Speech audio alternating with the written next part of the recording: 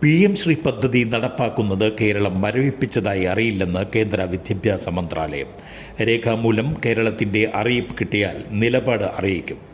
വ്യവസ്ഥകളിൽ ഇളവ് ഒരു സംസ്ഥാനത്തിന് മാത്രമായി നൽകണോ എന്നത് പരിശോധിക്കണം. തൽക്കാലം പദ്ധതി നടപ്പാക്കുന്ന നടപടികളുമായി മുന്നോട്ട് പോകും. അതിന് എന്തെങ്കിലും തടസ്സം നിലവിലില്ലെന്ന് കേന്ദ്ര വിദ്യാഭ്യാസ മന്ത്രാലയം പറഞ്ഞു. അതേസമയം PM ശ്രീയിൽ നിന്ന് കേരളം പിന്നോട്ടെന്ന വാർത്തകളോട് കേന്ദ്ര വിദ്യാഭ്യാസ മന്ത്രി ധർമ്മേന്ദ്ര പ്രധാൻ പ്രതികരിച്ചില്ല. റാപ്പർ വേടന് ഹൈക്കോടതിയിൽ നിന്ന് ആശ്വാസം. കേരളം വിട്ട് യാത്ര ചെയ്യരുതെന്ന് ഹൈക്കോടതി വിധി റദ്ദാക്കി. ഇതോടെ വേടന് വിദേശത്തേക്ക് യാത്ര ചെയ്യാം. അന്വേഷണ ഉദ്യോഗസ്ഥൻ ആവശ്യപ്പെടുമ്പോൾ ഹാജരാകണമെന്നും രാജ്യം വിടുന്നുണ്ടെങ്കിൽ അന്വേഷണ ഉദ്യോഗസ്ഥനെ വിവരം അറിയിക്കണമെന്നും നിർദ്ദേശമുണ്ട്.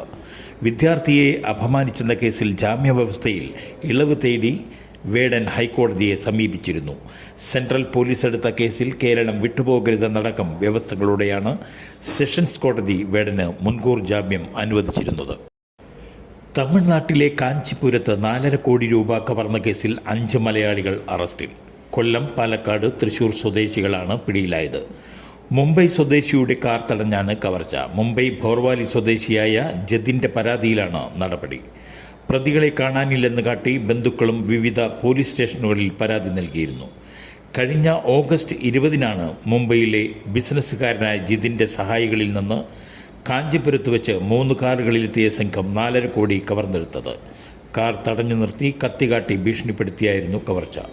ജതിൻ നൽകിയ പരാതിയിൽ അന്വേഷണം ആരംഭിച്ച പ്രതി അന്തർ സംസ്ഥാന മലയാളി കവർച്ചാ സംഘമാണ് മോഷണത്തിന് പിന്നിലെന്ന് കണ്ടെത്തി. പുത്തൂരിലെ തൃശൂർ സുവോളജിക്കൽ പാർക്ക് സന്ദർശിക്കുന്ന സ്കൂൾ കോളേജ് വിദ്യാർത്ഥികൾക്കുള്ള മുൻകൂർ രജിസ്ട്രേഷൻ ആരംഭിച്ചു. സ്കൂൾ കോളേജ് അധികൃതർ നവംബർ 1-ാം തീയതി മുതലാണ് പ്രവേശനം. പൊതുജനങ്ങൾക്കുള്ള പ്രവേശന തീയതി പിന്നീട് അറിയിക്കുന്നതാണ്. കൊല്ലം അയിരൂരിൽ മന്ത്രവാദത്തിന് തയ്യാറാവാത്തതിൻ്റെ വൈരാഗ്യത്തിൽ ഭാര്യയുടെ മുഖത്ത് തിളച്ച മീൻകറി ഒഴിച്ച് യുവാവ്. 36 വയസ്സുള്ള റജില ഗഫൂറിനാണ് പൊള്ളലേറ്റത്. ഇവരുടെ ഭർത്താവ് സജീറിനെ ചടയമംഗലം പോലീസ് കേസെടുത്തിട്ടുണ്ട്. ഇന്നലെ രാവിലെ 9 മണിയോടുകൂടിയായിരുന്നു സംഭവം. കഴിഞ്ഞ കുറച്ച് ദിവസങ്ങളായി റജിലയുടെ ദേഹത്ത് സാത്താൻ കൂടിയിരിക്കുന്നു എന്ന് പറഞ്ഞുകൊണ്ട് അഞ്ചൽ ഏറത്തുള്ള മന്ത്രവാദിയുടെ അടുത്ത് റജിലയെ സജീർ കൊണ്ടുപോയിരുന്നു. ഇന്നലെ രാവിലെ മന്ത്രവാദിയുടെ അടുത്ത് നിന്നും ഭസ്മവും തകിടും കൊണ്ടുവന്ന്, എന്നാൽ കൂടോത്രം തനിക്ക് വേണ്ടെന്ന് പറഞ്ഞ റജില എതിർത്തു. രണ്ടുപേരും തമ്മിൽ വഴക്കുണ്ടായി. ഇതിൻ്റെ വൈരാഗ്യത്തിൽ അടുപ്പിലുണ്ടായിരുന്ന മീൻകറി സജീർ റജിലയുടെ മുഖത്തേക്ക് തട്ടിത്തെറിപ്പിക്കുകയായിരുന്നു. റജിലയുടെ നിലവിളി കേട്ട് നാട്ടുകാരും ബന്ധുക്കളും ഓടിയെത്തി. റജിലയെ ആദ്യം അയിരൂരിലെ സ്വകാര്യ ആശുപത്രിയിലും പിന്നീട് അഞ്ചലിലെ സ്വകാര്യ ആശുപത്രിയിലും പ്രവേശിപ്പിച്ചു. 2 സെൻറ്റിനകത്തുള്ള 100 ചതുരശ്ര മീറ്ററിൽ കൂടാത്ത വീടുകൾക്ക് റോഡിൽ നിന്നുള്ള ദൂരപരിധി 1 മീറ്ററായി കുറച്ചു.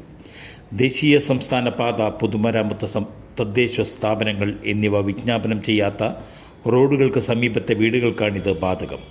നിലവിൽ ദൂരപരിധി 2 മീറ്ററാണ്. കുറഞ്ഞ സ്ഥലത്ത് വീട് നിർമ്മിക്കുന്നവർക്ക് സഹായകരമായി കെട്ടിട നിർമ്മാണ ചട്ടത്തിൽ മാറ്റം വരുത്തിയതായി മന്ത്രി MP രാജേഷ് പത്രസമ്മേളനത്തിൽ പറഞ്ഞു.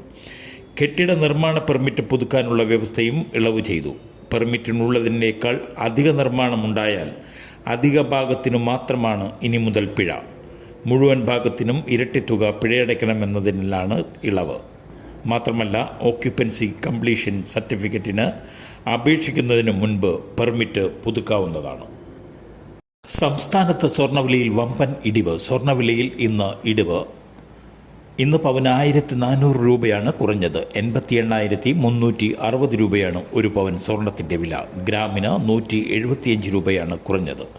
11,045 രൂപയാണ് 1 ഗ്രാം സ്വർണത്തിൻ്റെ വില.